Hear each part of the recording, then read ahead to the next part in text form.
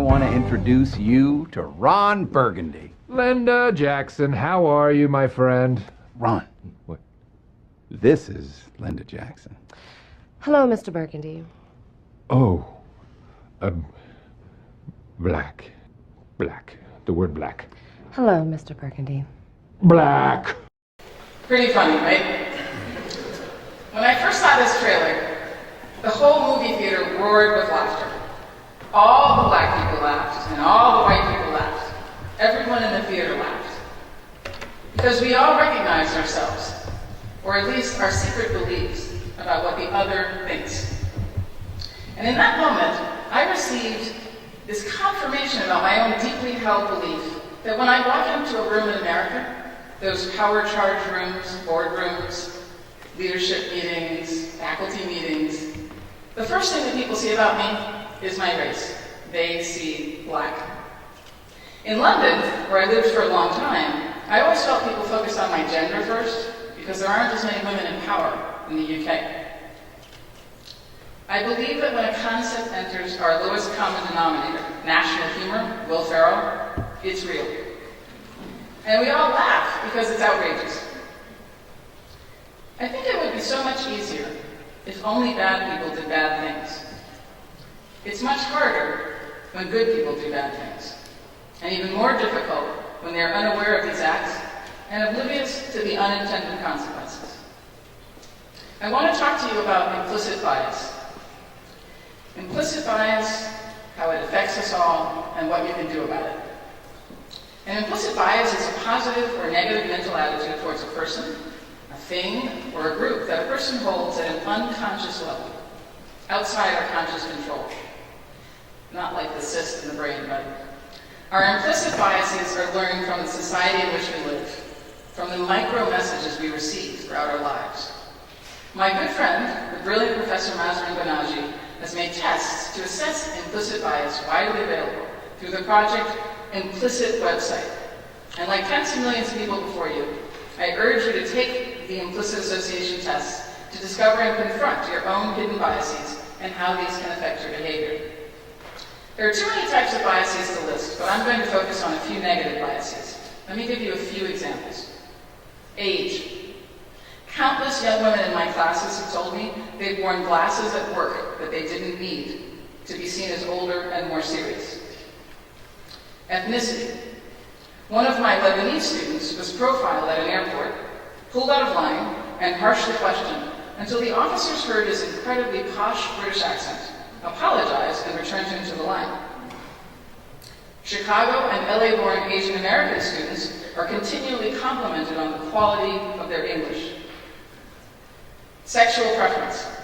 One of my students was named UK ambassador to an African nation. She asked me to help her think through how she could move the needle in a country unfriendly to LGBTQ rights as a lesbian and representative of the government. Race. When he was 14, my son Jordan was accosted and questioned by London policemen because he was wearing a hoodie and is walking while black, until they heard his American schoolboy English, and then offered to walk him home to make sure he stayed safe. Tamir Rice, a 12-year-old African-American boy who was playing with a toy gun alone in an empty park in Cleveland, was killed by a police officer 2 seconds after arriving at the scene. Implicit bias. We all have it, and the consequences cover the full range from death to hurting someone's feelings. We need to acknowledge it before we can address it. Now let me talk to you a little bit about the research. Yale's Dr. Joe Handelman's research demonstrates ongoing bias against women in science. Science professors of all genders at American universities widely regard female undergrads as less competent.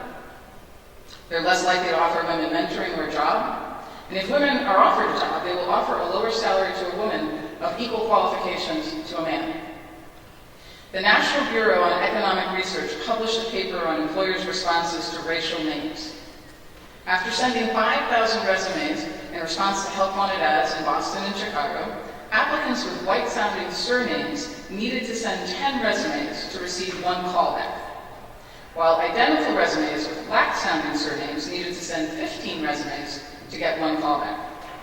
A white-sounding last name yields as many callbacks as the equivalent of 8 additional years of work experience. Some of you may already be familiar with Rouse and Golden's research on the integration of symphony orchestras. Through the introduction of blind auditions, musicians actually audition behind the screen, so the gender is invisible, but the talent is audible. The presence of women in the top 5 U.S. symphony orchestras quintupled. And who's heard of Airbnb? Great site. Cheap options for private homes and apartments for rent all over the world. A major feature of the site are the public profiles that potential guests and hosts post, including their photographs. The profiles are there to build trust between transacting partners, but also facilitate discrimination. My HBS colleagues, Ben Edelman and Mike Luca, have investigated the extent to which the discrimination impacts those using the site, and have proven that non-black hosts are able to charge 12% more than black hosts. And let me say something about hurricanes. The National Academy of Sciences recently published a study that demonstrated that female-named hurricanes in America kill twice as many people as similar-strength male-named hurricanes. I know there's a lot of speculation as to why that would be. Keep it simple, people. Why? Because Americans underestimate them. They expect Hurricane Bruce to be violent and deadly, but they expect Hurricane Bonnie to be less threatening, and as a result, they take fewer precautions. Now, American science professors don't consciously set out to discriminate against women in science, nor do most employers intend to call black applicants back less often, and none of us would intentionally risk our lives and property because of a hurricane's name. But our behavior doesn't align with our intentions. The costs to society are enormous. The implications can be deadly.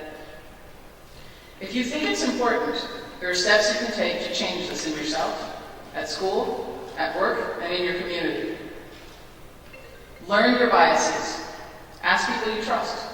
Go to the Project Implicit website and take the test.